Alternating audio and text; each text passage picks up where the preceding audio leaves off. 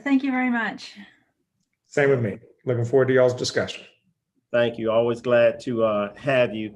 Today on the agenda, we have several things that we're going to attempt to get at today. The consideration of additional possible use of force recommendations. As you all know, there have been a number of recommendations that we have talked about and have pushed forward and pushed on to the larger task force, which I believe are being widely accepted. And so I'm grateful for your work. We did have some additional ones that were brought up for our consideration.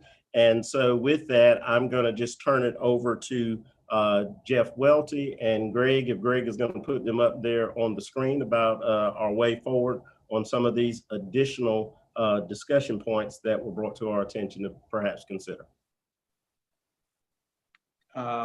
Thank you, Secretary Hooks. I'll go ahead if I can figure it out and share it from my screen here. All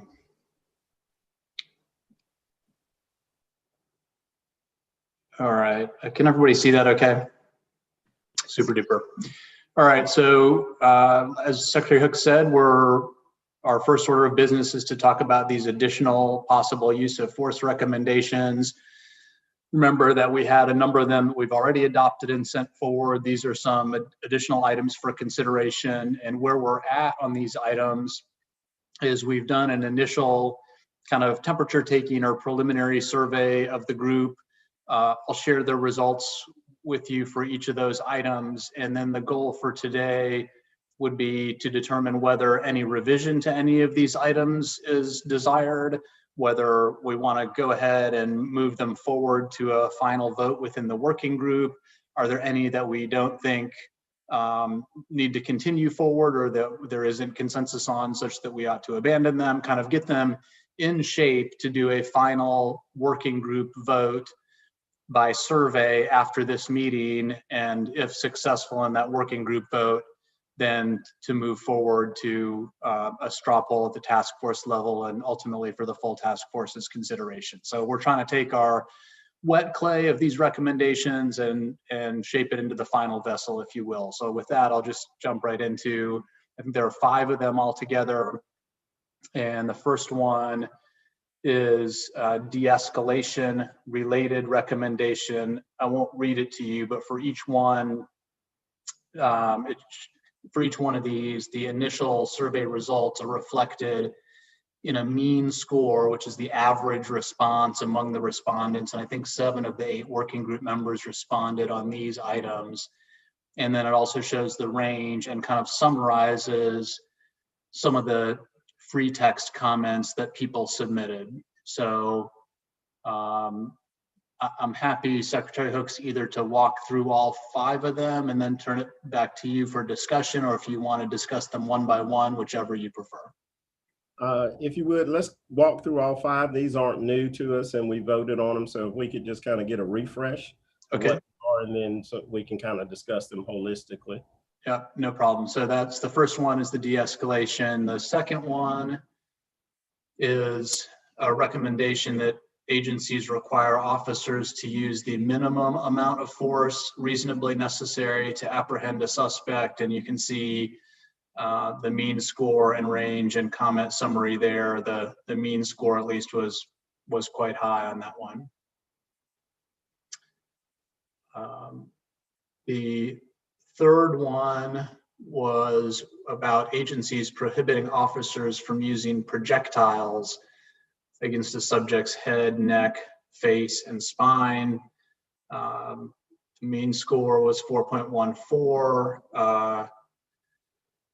One of the comments, and I've occasionally quoted from the comments when I felt like either I wasn't quite able to summarize them or felt like there was maybe some more meaning behind them, was related specifically to the projectile wording. So I'm not sure what concern that was getting at, but somebody was concerned about that specific wording. The next one is to prohibit officers from using force to punish subjects for talking back or running away. The mean score was a 4. There were a couple of comments, as I recall, from law enforcement affiliated members indicating that this is already the law. In other words, it's already not permissible to use force for that reason. And one comment asked how to determine whether force was used in that way. And then the fifth and final additional possible use of force recommendation related to moving vehicles, prohibiting officers from shooting at moving vehicles, prohibiting certain high-speed vehicular pursuits. There kind of are a couple of ideas embedded within this recommendation. It had the least support numerically speaking. The mean score there was just 3.57, and there were a couple of concerns there, but among the ones that was represented in the comments was a suggestion that this may not have a strong nexus to racial equity. There's some other, I think one of the comments referenced some larger concerns about vehicular pursuits. Most agencies have vehicular pursuit policies, and there's kind of a robust dialogue already within the law enforcement profession about when pursuits are justified and when they aren't. So I think maybe the comment was kind of adverting to that bigger dialogue that we haven't really dived into or studied as a working group. So those are, I believe, make sure, yes, those are the 5 use of force potential additional recommendations that we surveyed on. And with that, Secretary Hooks, I'll turn it back over to you. Thank you, sir. Well, group, as you see that we have some recommendations that really fall up in that strong range, because the range going 1 to 4, and I would say those in the 4 to 5 range are pretty strong. But I would like to open it up to the members here. And in my count, we do have a couple of members absent, and Elika, I don't think is with us, nor the sheriff or the Chief Letney. But I want to offer it up to our present members about any comments or thoughts on any of the recommendations that have been offered, or if there's any additional clarity that's needed for these.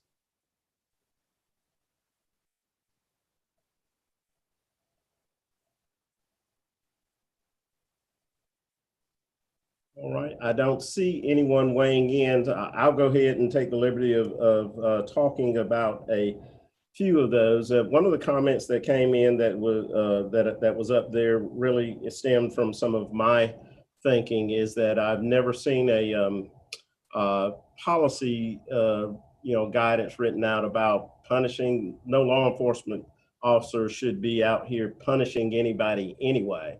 So that it was just the insertion of that term in there. Is not that I disagree with the concept that officers should only be using force that's appropriate, but there's no shouldn't be a punishment aspect. And so I don't know how to put it out there without it being some pejorative phrase like indicating that law enforcement officers are out here punishing anybody. And so I certainly understand the idea. I just did not necessarily gravitate to the word out there. But I'd be glad to hear from anybody. Always feel free to disagree. Yes, this is Kerwin Pittman. Can everybody hear me? Say my audio was having trouble earlier. Yes, sir. Okay, great. So a good portion, if not all of these recommendations, additional ones, I believe I came up with, or came from me, and kind of my thinking.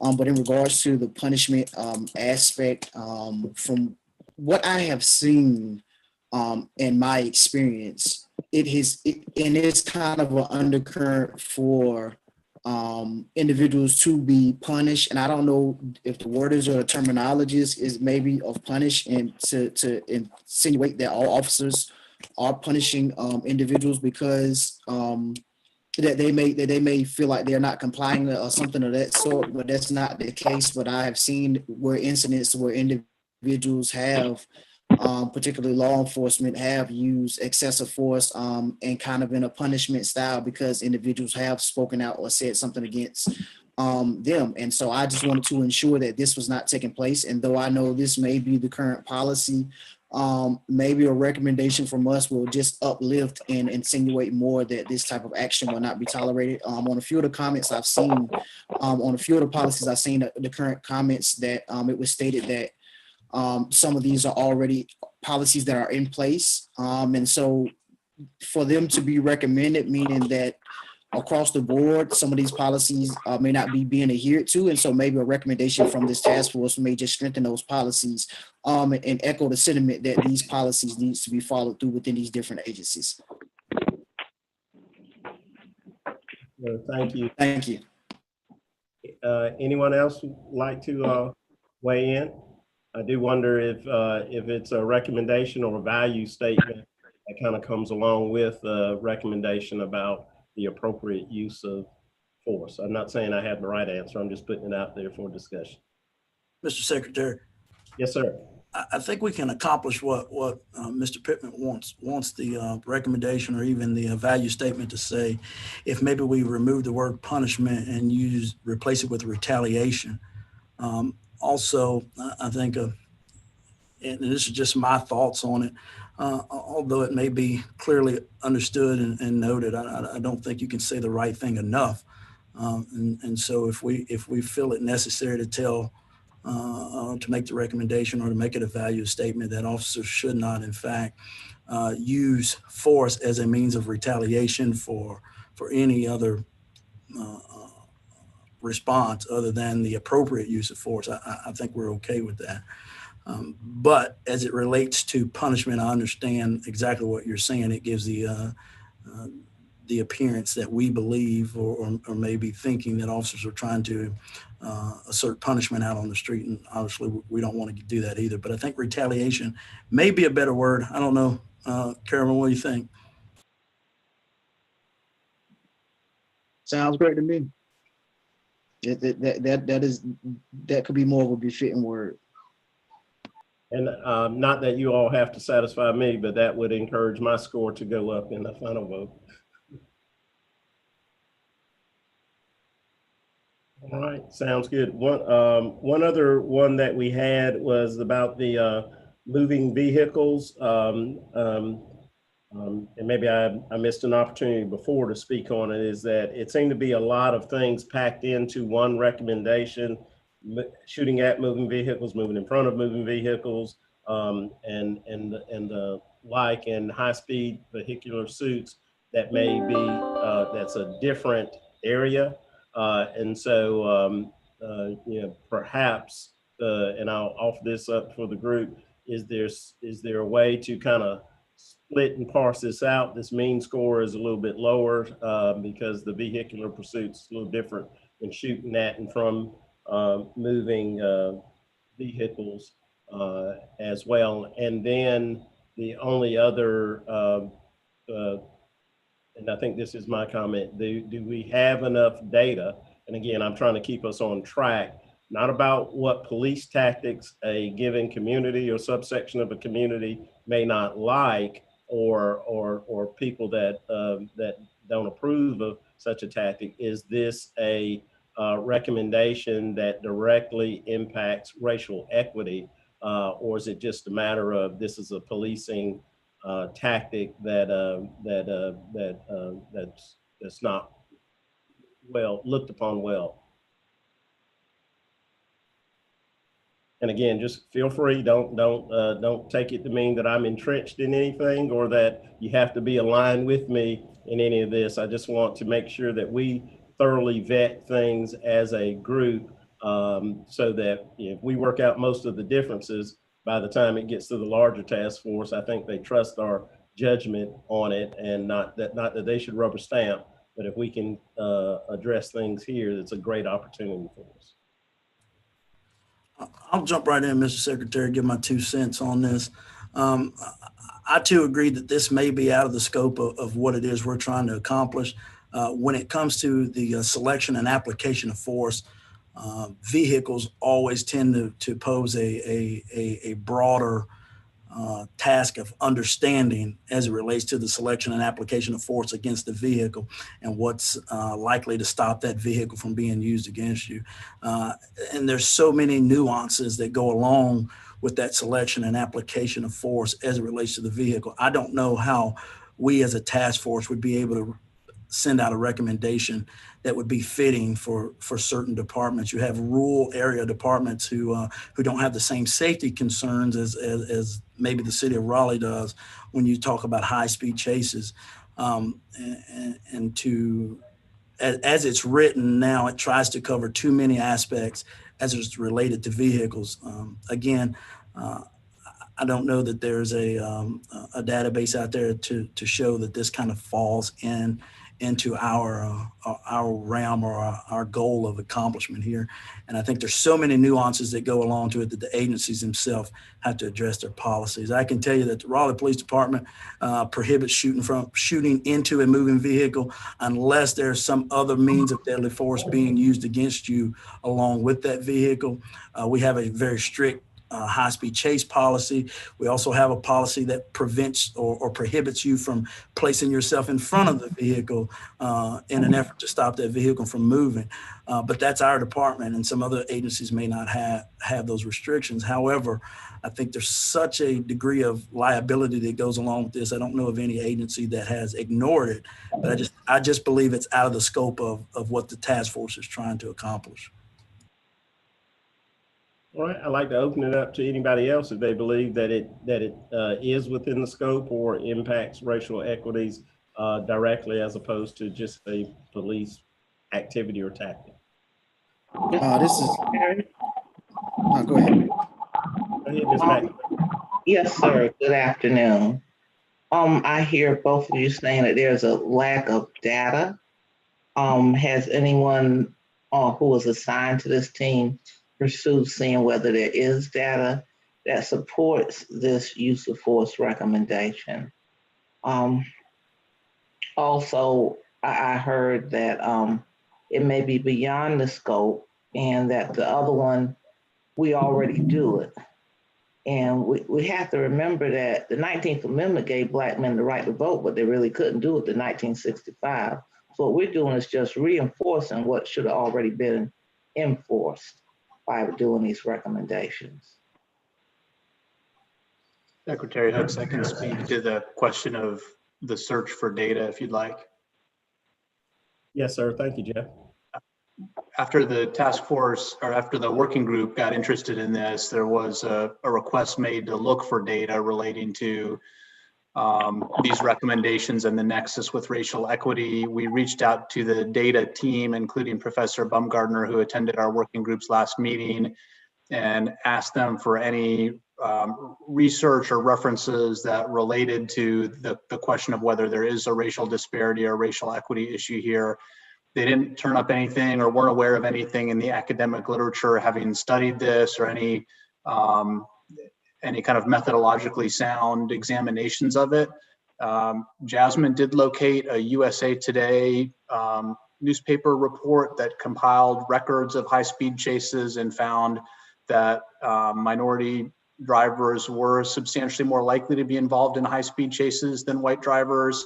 Again, it wasn't kind of a academic or peer-reviewed type of study. It was a popular media data collection effort. So I don't quite know how to characterize it, but that was the only thing that we were able to find even after consulting with members of the data team. We didn't find anything that was, like I said, sort of peer-reviewed or vetted, but we did find that one article.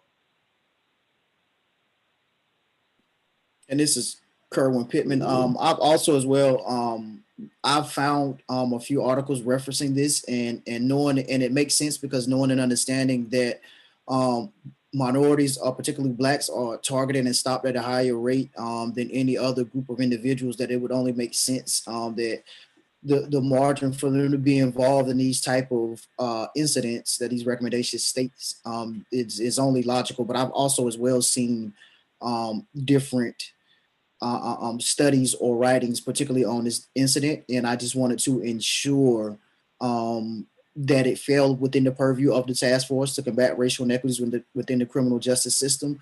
And this is something, though I know that a lot of metropolitan area cities may have these recommendations particularly in place, but these rural ones are really my concern. And so to kind of uplift this for the rural counties and rural areas to really take and put this into effect coming from the task force at large, know that it is an issue and it needs to be addressed, and that 9 times out of 10, it is those from the marginalized community that will be faced particularly with the consequences of these recommendations. Thank you, sir. Does anybody else like to weigh in?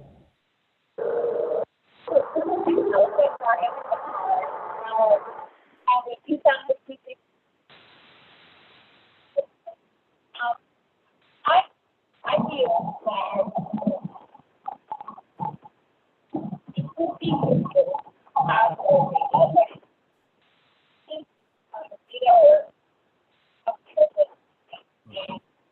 Is anybody else here? I think Ms. Wynn.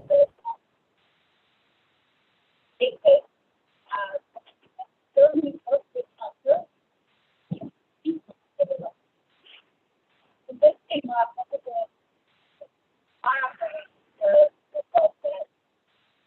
I don't even know what it's in this book. Best practices that it relates to that, but I do think it's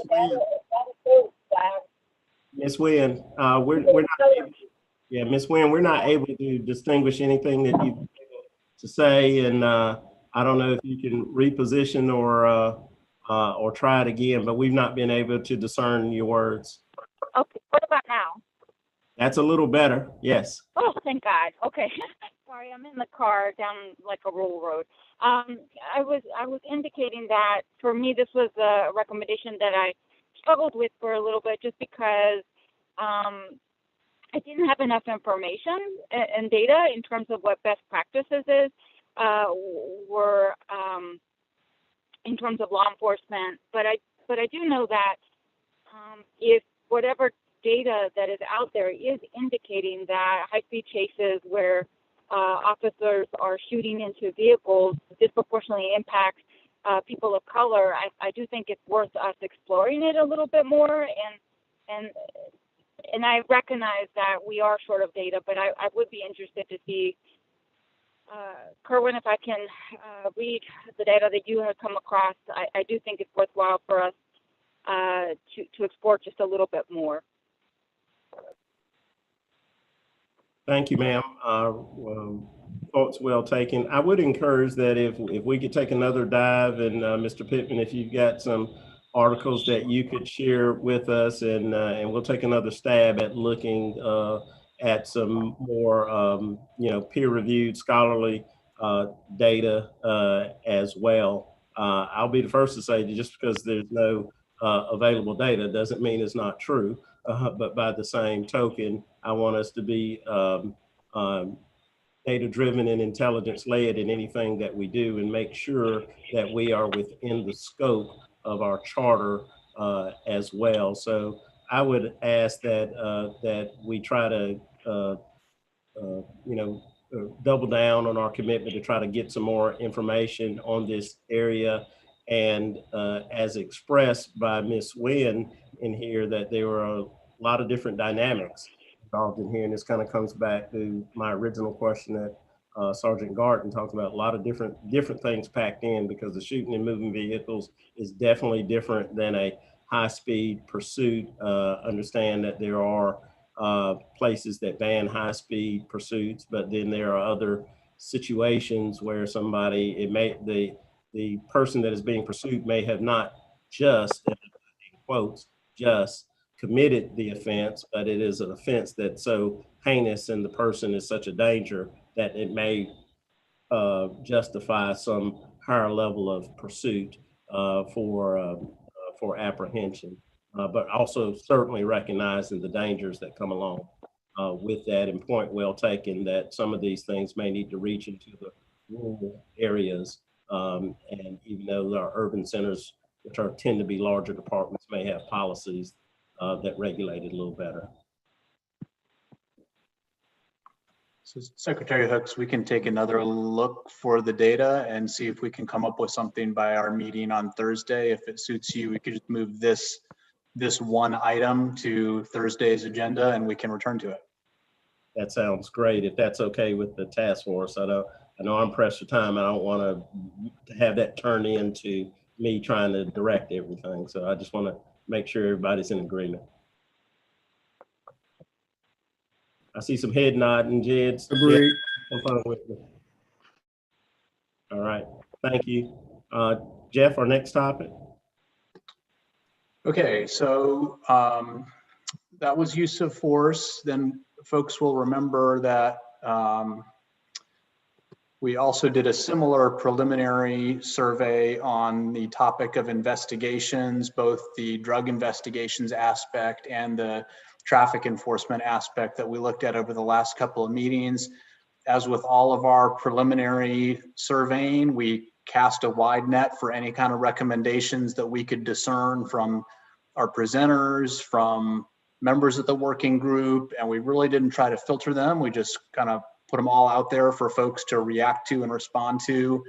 And again, our goal at this meeting would be for as many of them as possible to determine whether we want to proceed with them or don't want to proceed with them or want to proceed with them with some changes.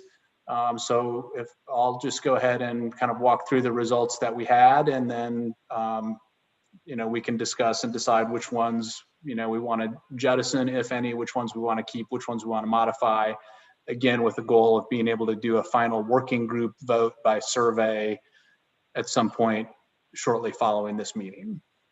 So the first set of recommendations relates to drug investigations, and I just made a note here that we had 6 responses to this survey. It was a little bit less than we had on the use of force recommendations. So just for everyone's awareness as we go through them. The first recommendation related to data collection and reporting and requiring agencies to fully participate in the NIBRS system, which remember includes much more granular information about offenses than the old UCR, Uniform Crime Reporting System. And a second aspect of that recommendation would be requiring each agency to publish drug enforcement data on its own departmental website. There was very strong support for the NIBRS aspect of that recommendation because we polled on them separately, a significantly lower level of support for agency publication. And based on the comments, it appears that the difference was a concern about the cost and administrative burden to smaller departments in particular in trying to produce and publish that data on their own. So that was the first recommendation, or perhaps set of recommendations. The second recommendation was to de-emphasize or make the lowest law enforcement priority felony drug possession arrests for trace quantities under 1/4 gram. And for many controlled substances, the possession of any amount in North Carolina is a felony. So it would be possible to have a felony arrest for a trace amount of a number of different controlled substances. That potential recommendation got a mean score of 4, range all the way from 1 up to 5. One comment was about the term lowest priority possibly not being appropriate. And then one comment was kind of a separation of powers perspective, that the General Assembly makes the laws and law enforcement shouldn't be in a position of picking and choosing which ones to enforce or prioritize. The similar recommendation about de-emphasizing or making the lowest priority marijuana possession arrests for quantities under 1.5 ounces got a 3.83 overall, and the comments were very similar to the previous recommendation about the lowest priority term and about the selection of priorities or emphases by law enforcement not being their role. The next possible recommendation was declaring that addiction is a public health crisis, including addiction that disproportionately impacts Black people. I won't read the language to you, but you can see what it is. There was very strong support for the sentiment. There were several comments that had concerns about the specific wording, and I put on the in the comment summary a specific proposed revision that came through for this one that well, it speaks for itself, but it's a different phraseology perhaps that may appeal to some members, but that's what came through in the comments. The next possible recommendation was to promote policies to decrease over-policing of neighborhoods suspected of being drug areas.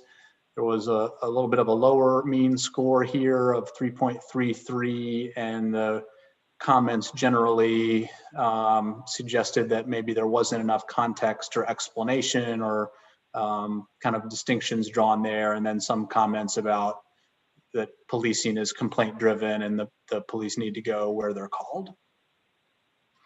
I think the last one on the topic of drugs was providing funding opportunities for community organizations providing services to communities most harmed by the war on drugs. Again, the mean score in the 3s, and the comment summary, similar to the last one, was that the recommendation needs additional context or should be supported by more information. I'm happy, Secretary Hooks, to go through the traffic investigation recommendations as well, or if you want, I can stop here and we can address them separately. How many of the traffic investigation recommendations do we have? There are 3. Okay, go ahead and do those 3. I think we can retain the knowledge and come back to the ones we need to. Okay, sure thing.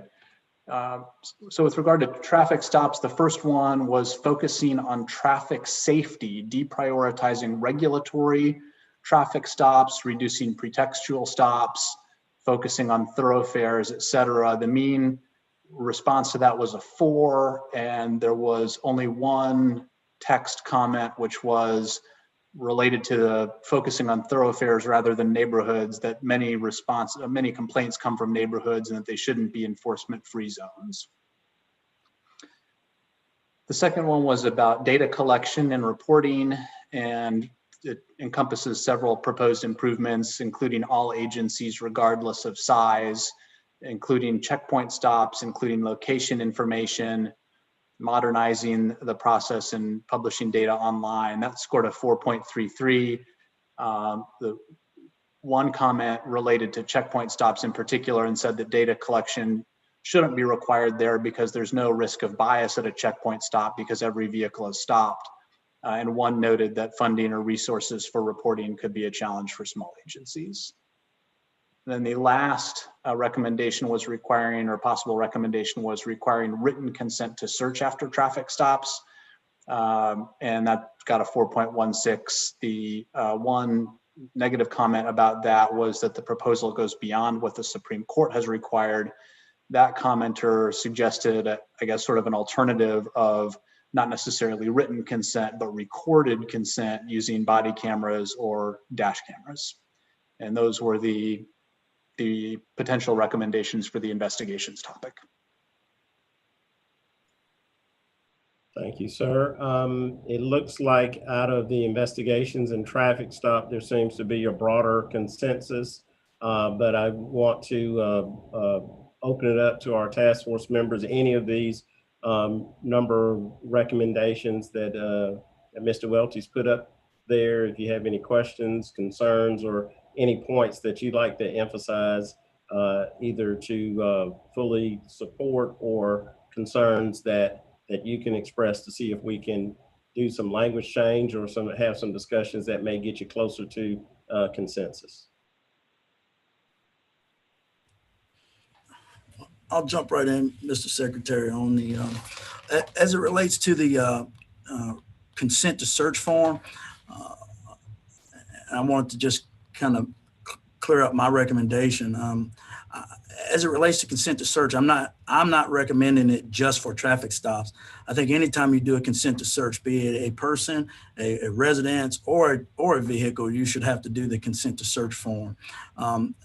I'm against just recording it on body camera simply because asking for consent doesn't necessarily educate the person you're seeking this consent from. When they have an opportunity to read it on paper, that they have the the ability to not only refuse the search, but also to limit the scope of the search, I think we're doing a better service to people when they have the opportunity to be educated as well. So I would recommend that our consent to search form not be limited to traffic stops, but to any consent search in the scope of law enforcement. Thank you, Sergeant Garden. Anyone else? Yes, this is Kerwin Pittman.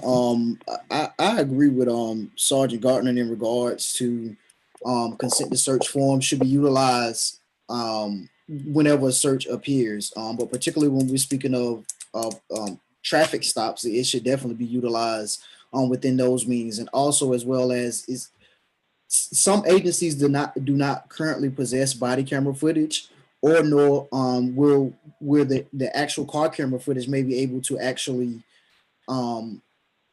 record the consent. And so that will be of concern. And another thing that I want to say, no recommendation we make, in my opinion, should be stifled for the sake of any department lacking funding. Just like we've been charged with the task of creating recommendations to combat these racial inequities. Financial means should be included in these recommendations if need be. And so all the recommendations regarding the investigations was a lot, and it was a lot components packed in one. So I tried to take some notes. So for the data, for the first recommendation, and I'm sorry if I can't remember what actual recommendation it said, but it was the first one. And so the data to save lives. About the data should report with the data to NIBRS. If we have to create funding to supplement for somebody to keep up with additional information that could potentially save someone's life or stop biases within the criminal justice system, by all means, we should add a provision to add additional funding, be it from whatever municipality it may need to come from. For number two, the de-emphasizing of, Mr. Welter, can you go to the second? Okay, de-emphasizing the de-emphasizing of felony possession arrests for trace quantities of under 0.25 grams. In the comment that it says, one stated that the General Assembly makes the laws and enforcement should not pick and choose which laws to enforce. We know and understand that the General Assembly has created some laws to which only exacerbates the racial inequities within the system. And so this is what we're here to address. And so this is why this task force particularly is put in place and in order. And so that right there should remain in place. I think number 4, Mr. Welty, if you could go to number 4, please.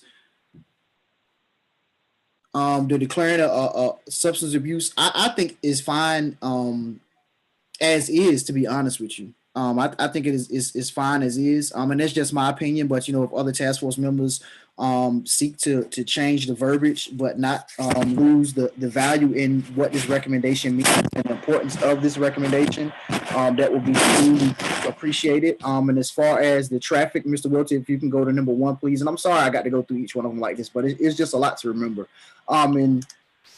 In enforcement free zones. And so what we're not saying is not to enforce these particular areas when it comes to these neighborhoods, but what we're saying is don't target these areas that we know, as the chief put on our last meeting, as they call the honey holes or the honey pots.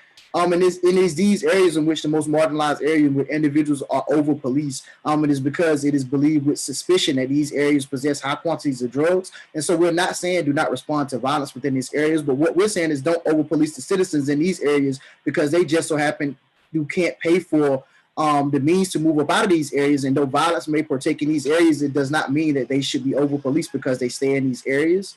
If that kind of makes sense, and that kind of addressed some of the things. I just got one question, Mr. Welty. Did you receive the additional recommendations that I sent regarding investigations for traffic, and was they captured in these current recommendations here, or? I did receive them. I believe that they all, or if not all, almost all were captured in these existing recommendations as bullet points. I think they were what you had mentioned generally during the meeting, and I tracked every one of those into this set of recommendations. If I missed any, obviously we can put those out by a separate survey or something, but I think I captured all or most of them.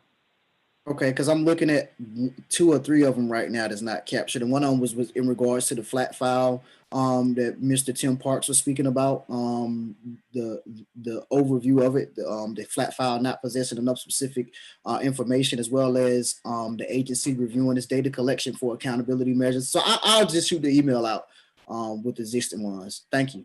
Okay. Thank you, sir. Anyone else?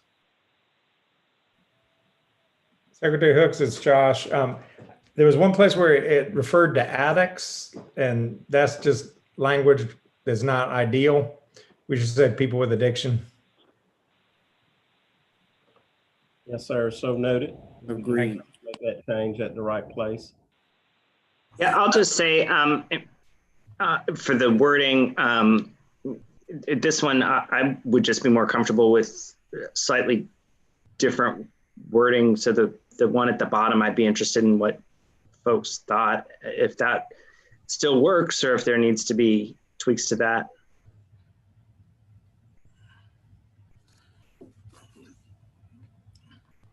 I don't know that we as a task force can simply single out the impacts on Black people as a wording. I think there are minority groups that fall in that category, not just Black people, and so to just state Black people might be a little excluding of the other minority groups who fall in that category as a task force. Yeah, we certainly can, that impacts racial minorities, or we can do the flip side that, I think that we can work that wording out for that. Mr. Wells, were you also talking about the very last sentence under the commentary on impacts white North Carolinians? I mean, it's just the part that's being highlighted was my sort of alternate language that I was suggesting, just to see if that might work for folks, since we're talking about it right now. Yeah. Particularly Kerwin, if that still meets what you've been discussing. Yeah, it actually does, and I think to particularly just say Black people, we might want to. Yeah, I like the second one, the one that's currently highlighted. Okay. This is Angelica, and I just want to apologize again, but I am on the road, and so I'm wondering if it's possible that the language that included Mr. Wells's suggestions, if you could read it to me, because I do think it's an important value statement for us to make. I'll read it. And, yeah. Declare that substance use addiction is a public health crisis, including substance use addictions which disproportionately impact minority communities such as crack cocaine. All substance use addictions should be treated with the same understanding, compassion, resources, treatment, and recovery supports which are available for opioid addiction, which disproportionately impacts white North Carolinians. And that last little part I had a hard time with, so I'm certainly open to. I'm not sure that's even necessarily true anymore. I mean, it was historically opioid addiction has been disproportionately white, but it's starting to affect people in Black communities. And could we just end it at opioid addiction and not necessarily have the which disproportionately impacts white North Carolinians? I think that will work with me. Works for me. I think that works, and I think it gets at what Mr. Pittman and I talked about at the last meeting, of trying to put the same energy toward addiction being a health crisis for those. So I appreciate everyone working on this wording. Does anyone else have some thoughts on some of the myriad of things that have been offered today? I do as well, but I wanted to check in and make sure that I gave everybody else a good chop at it.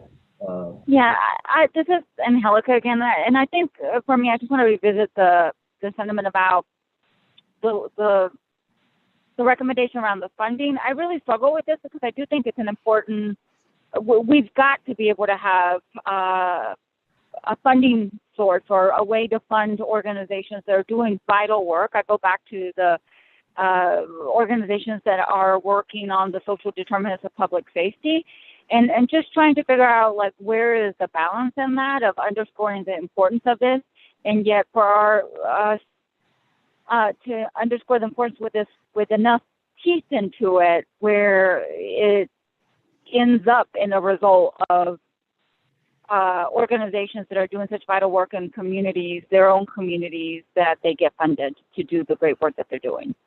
And that's just more of a, I guess, a question. And I'm not sure like what direction to go in that, but I want us to be able to highlight this piece because I think it's really important. And in whether it's through a value statement or strongly encouraging, but it would be so important and impactful if there is actually a way for us to get funding to these organizations that are doing great work within their communities already.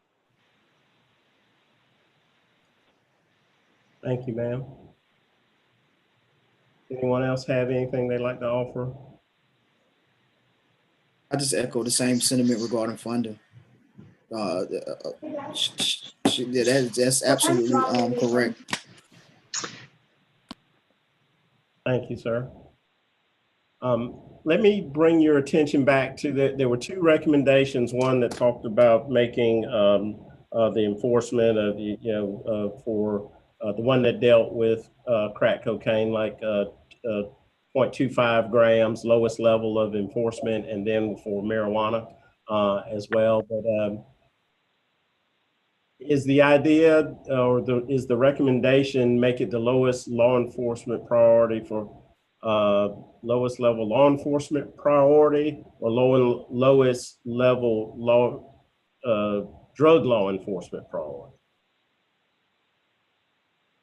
And that's a question that I have. Are we saying it's lowest level enforcement priority or lowest level drug enforcement priority? I'm a little confused on that one myself, Mr. Secretary, but I'll just throw my 2 cents in on it. If I'm a young drug detective looking to make a case, a felony is a felony is a felony. And if we really want to get a de-emphasis on it, we're going to have to petition the General Assembly to take it off the books. Right. And then as a practical matter for policymakers within various departments, is this a recommendation? Because there are a whole range of felonies and there are a whole range of law enforcement priorities. Are we saying, de-emphasize these small quantities, for drug enforcement, or, total enforcement?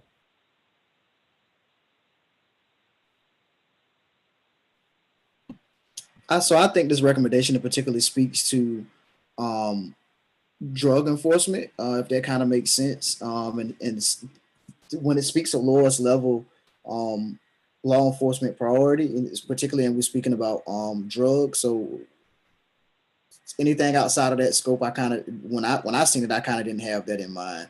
But just drug enforcement itself per se.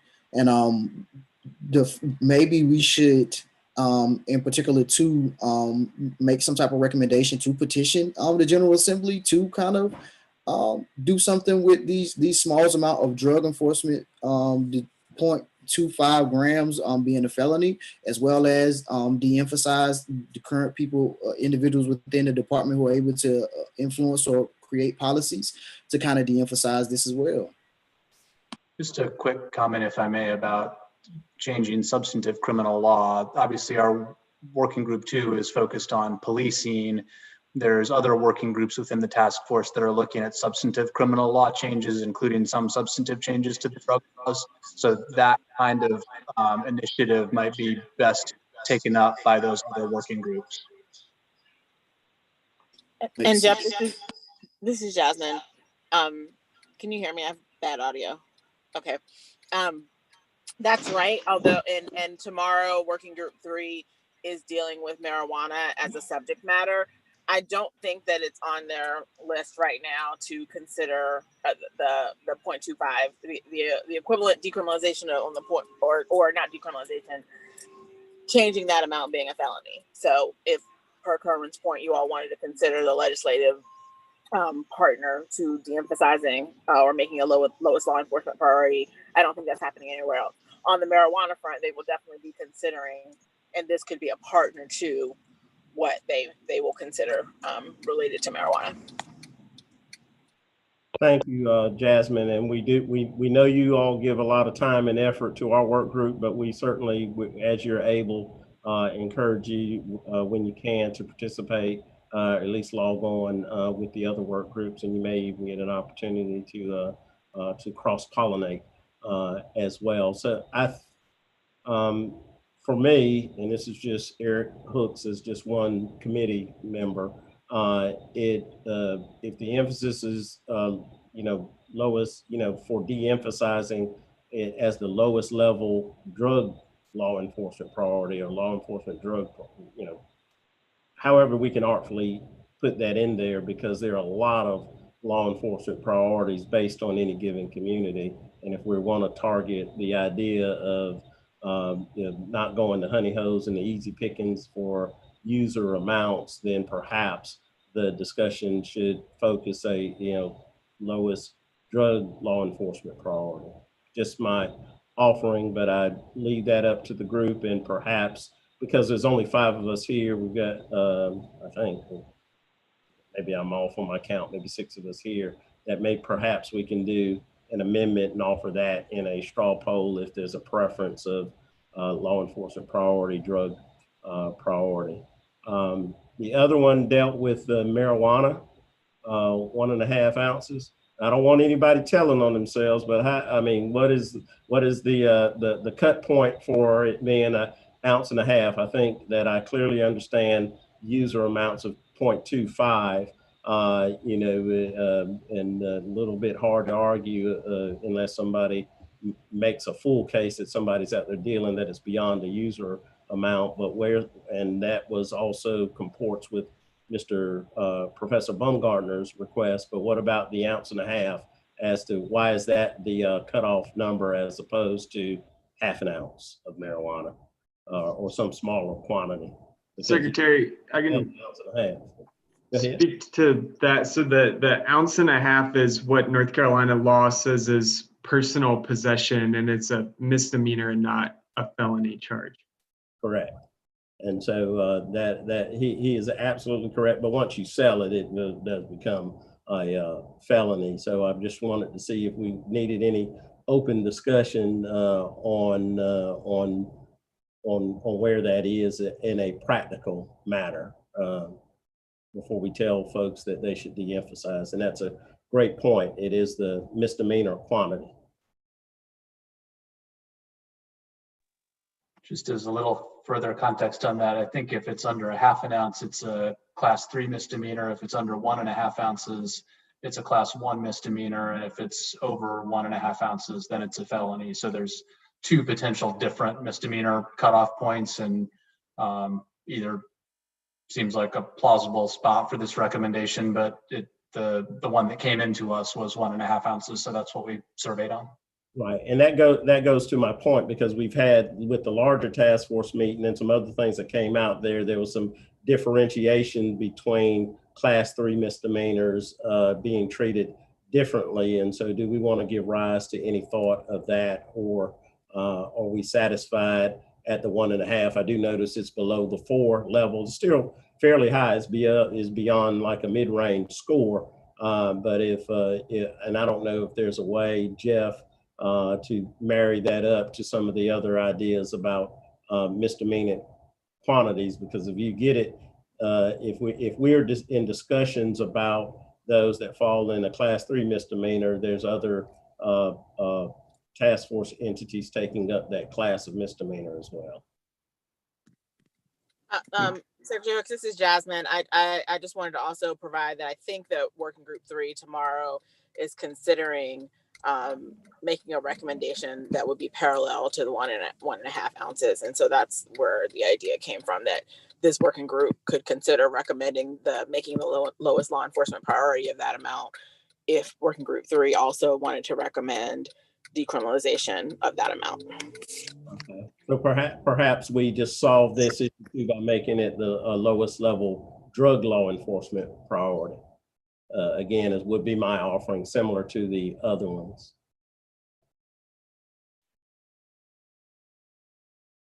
And if that was, does that fit what your idea, Mr. Pittman, about that we were talking specifically about drug law enforcement? Yes, that suffices.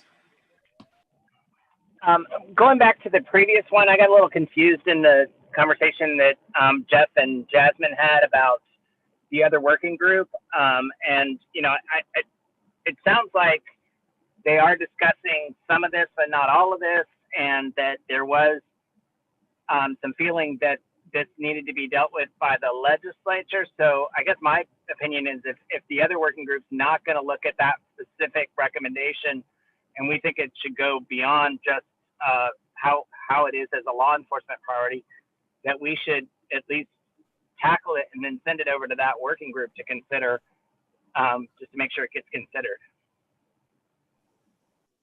So just a process point, I'm not sure that working group is meeting again. So you are free to make a recommendation. I think the co-chair would tell you, you know, even if it's not solidly within your lane. We just wanted to let you know if they were already on top of the topic. And in this case, they are on top of the issue of marijuana as it relates to what should happen after arrest, or if there should be an arrest, but not in terms of policing practices related to it. And on the question of felony drug amounts, I don't believe they have plans to address that at all. So if you'd like to make a legislative recommendation, you would be the only ones doing that.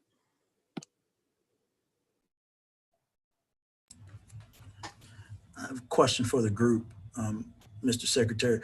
Would it be out of our realm of recommendation to also include DAs and judges on this de-emphasizing part two?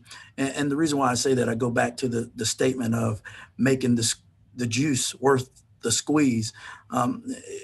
You can tell officers all day long to de-emphasize on something. If they're going to get the credit for it, they're going to go out and do it.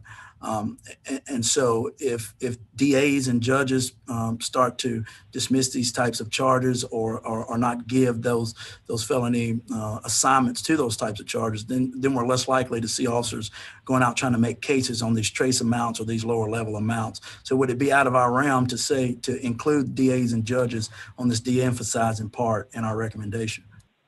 I fully support that point.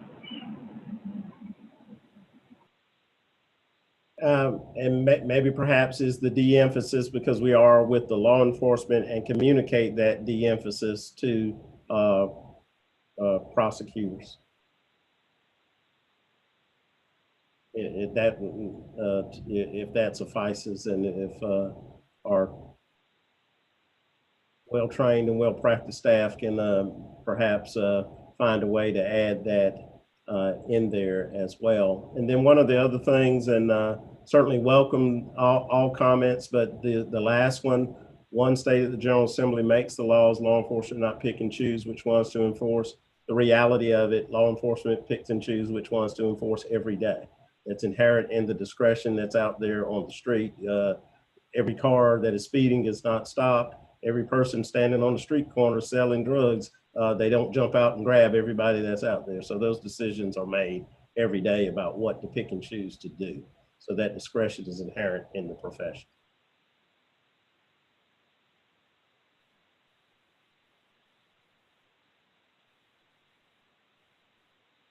All right.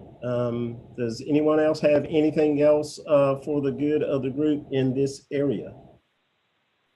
Yes, this is Kerwin Pittman, and something just came to mind. Our last meeting, Sergeant Garton, you had said something at the end regarding it being promoted for law enforcement officers to reach a certain quota.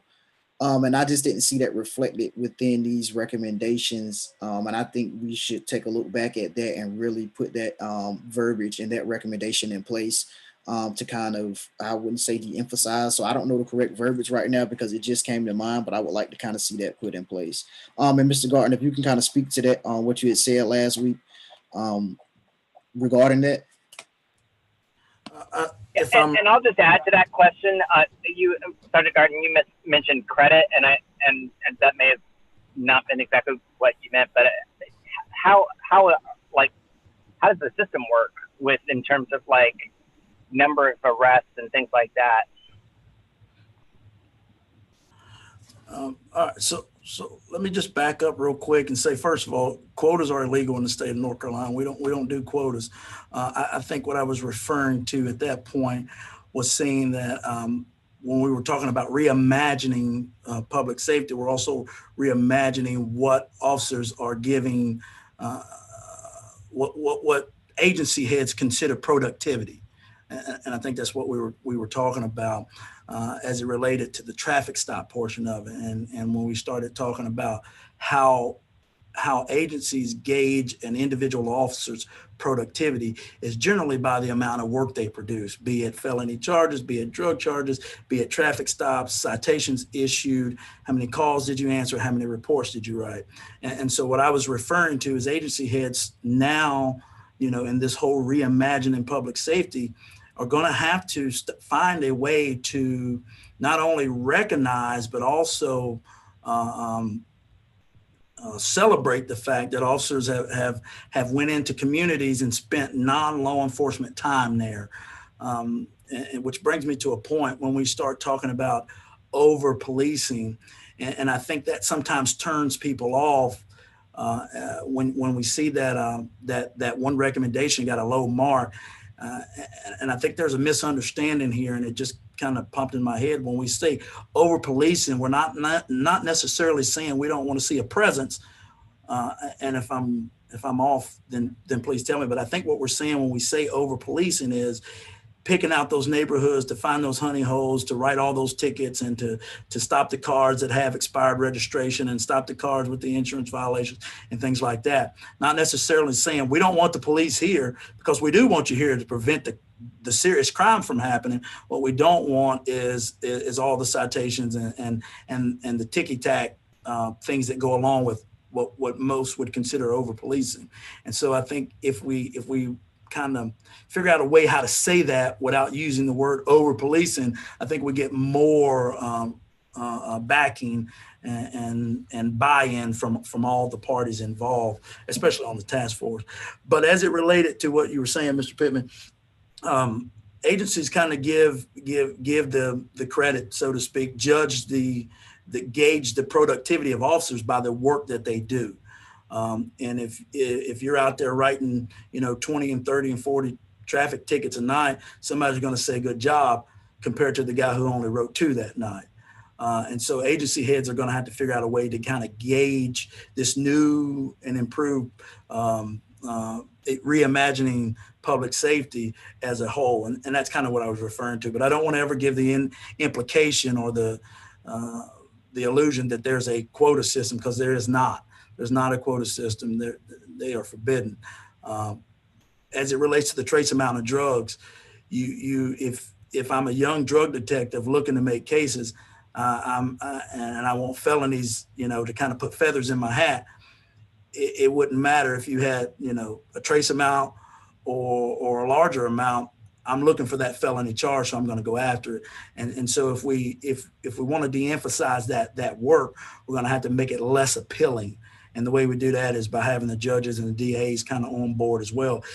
I know getting the General Assembly to change the law is a bigger bite of the apple, but we can take those smaller bites by having our partners help us out with that, if that helps and makes it a little better understanding. That helped me. You helped me a lot. Thank you. Thank you. I think that, and we had up here highlighted as with the emphasis on, of not,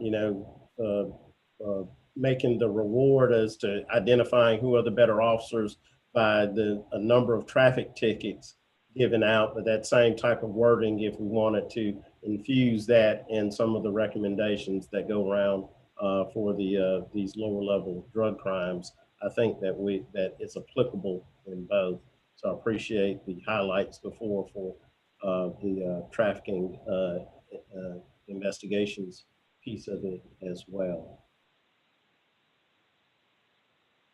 All right, Greg, back to you. Have we missed anything that we needed to cover in with here with keeping in mind we don't have all our members here? Secretary Hooks, I think we've got more or less what we need for most of these to tweak them and get them out for a vote and see what people think. The question that I am left with, though, is there's been some discussion about whether to have a vote on recommending a change to the substantive criminal law regarding the felony status of small amounts of quote unquote hard drugs.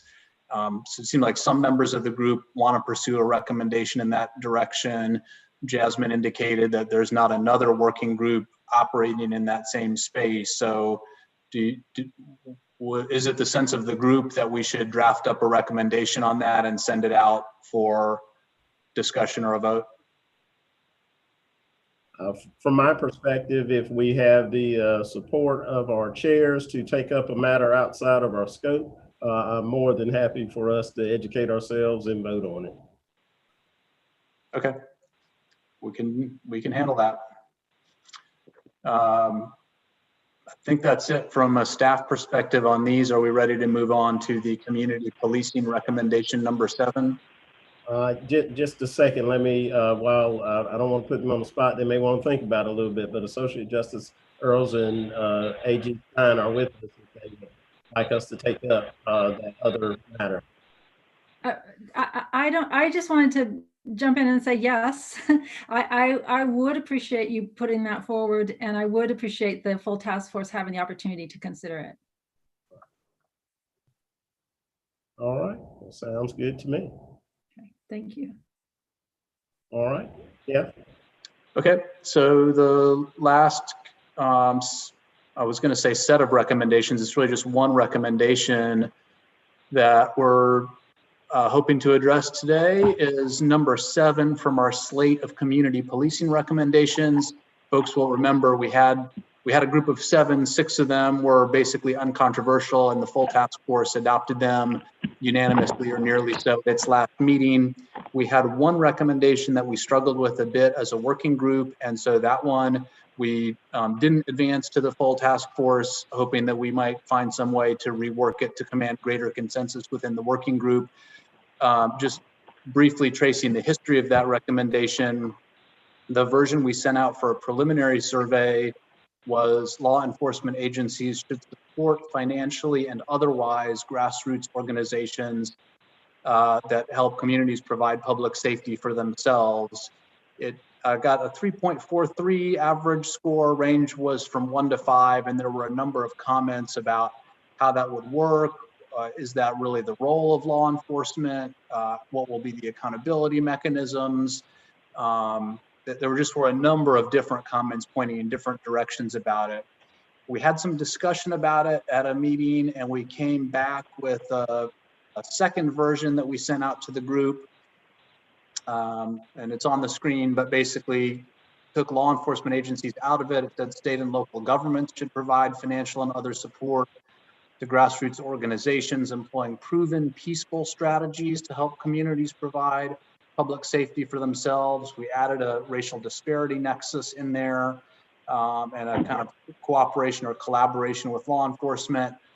That we sent out for what we thought might be a final working group vote.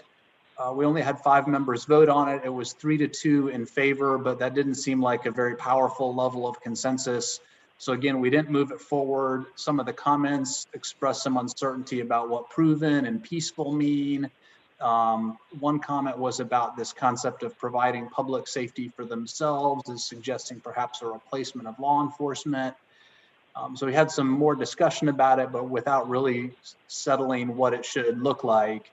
Subsequent to that meeting, I reached out to several working group members who had been active in kind of advancing the discussion and came up with a set of options based on some of those suggestions.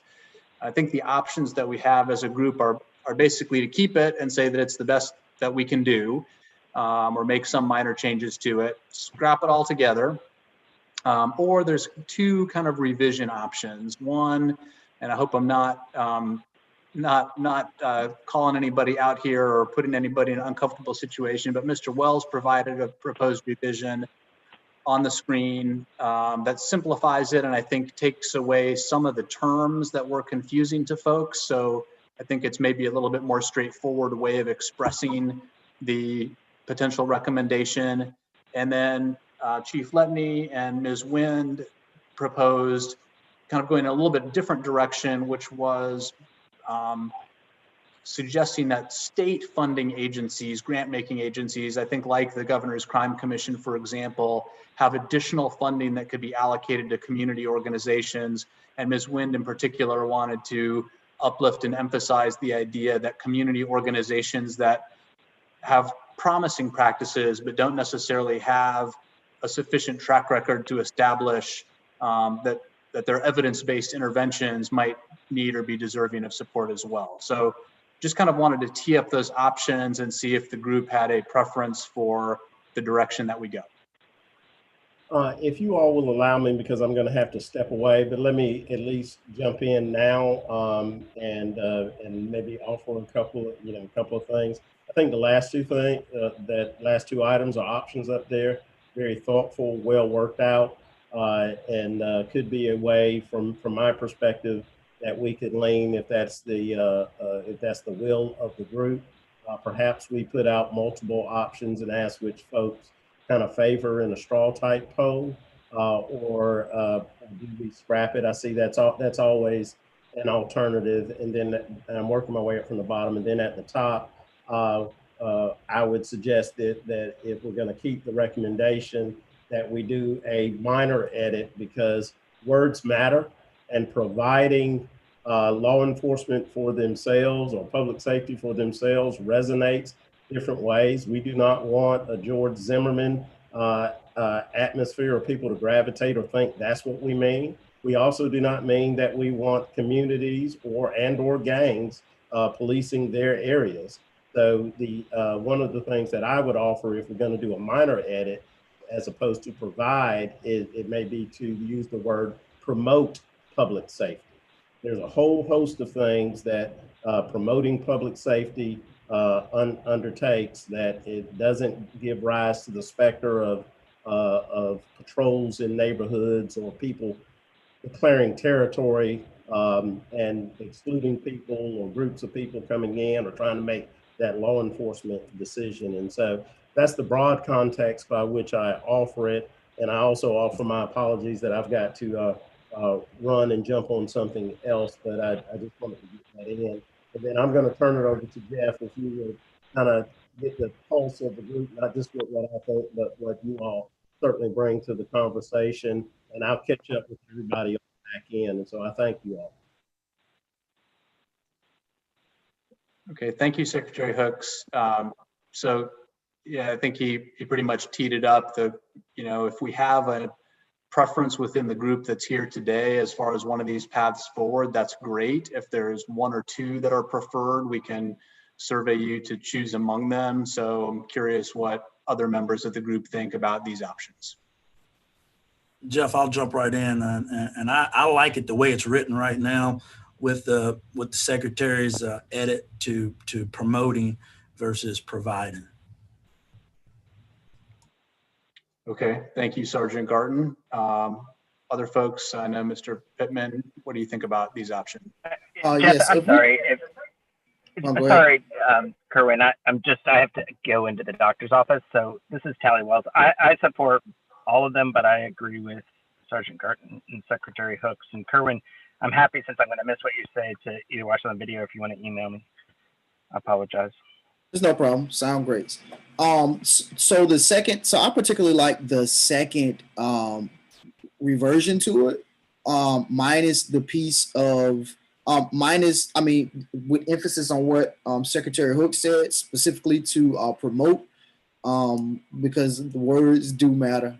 So if we could put that promote piece in there, as he said, and as well as to uplift the underscore and take out the proven part, from the recommendation, and uplift what Ms. Wynn said in particular to, let me look at it. Okay.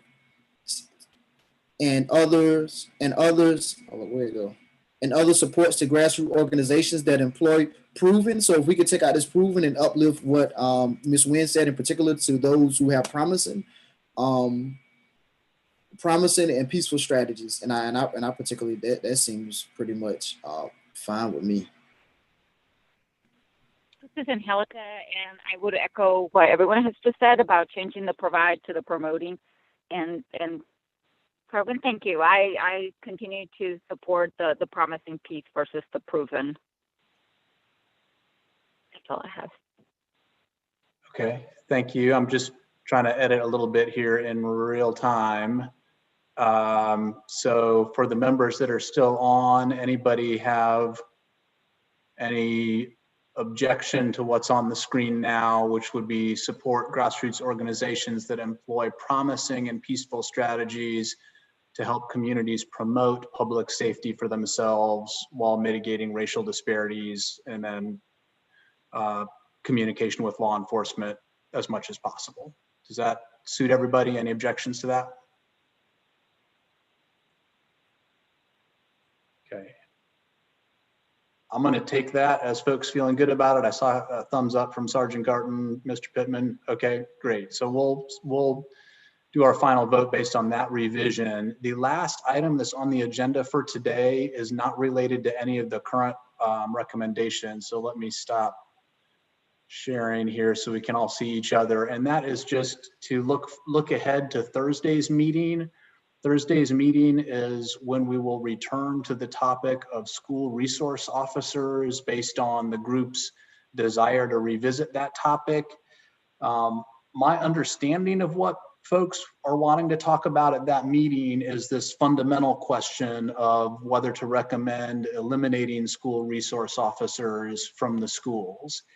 If there's something different than that folks are wanting to look at, it would be helpful to know now to be able to kind of tee that meeting up. We've provided a bunch of information in connection with that meeting, as you all know, but I just want to make sure that we're providing the materials and information that are relevant to the issue that folks want to discuss. So if there's something that you all need from us as staff in advance of this meeting, we're happy to work on it, but we just need to know what it is if there's anything additional to what we've already provided.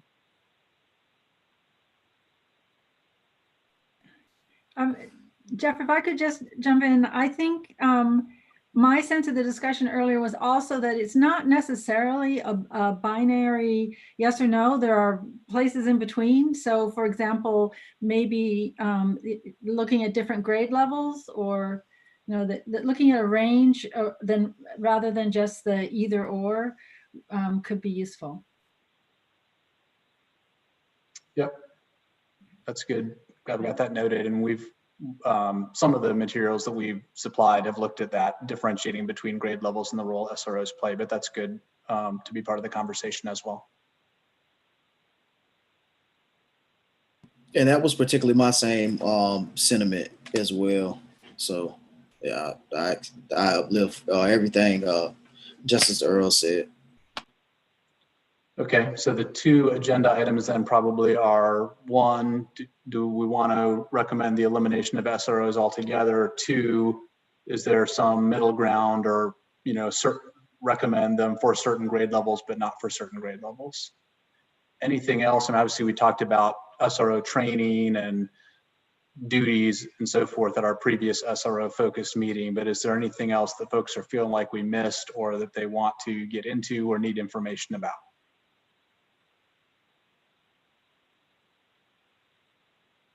It was mentioned by another group that why had we not looked at a gradual transition of SROs, and whether that has happened anywhere or has it just been complete? Are you referring, Ms. Maxwell, to the idea of potentially eliminating SROs, but not all at once, but doing so over time? That was the question that was posed during one of the meetings. Gotcha. Why didn't we look at that?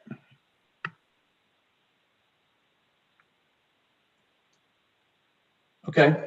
Anything else that needs to be part of that agenda as we look ahead to Thursday? I'm not sure that this is a new agenda item, but I would also remind us to look at it in the context of the recommendation that's already been made from group 3 about when SROs can bring petitions in juvenile court. So just so that we have that full context.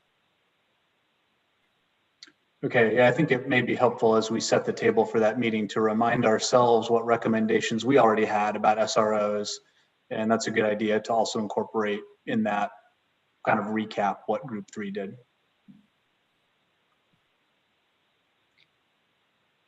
Anything else?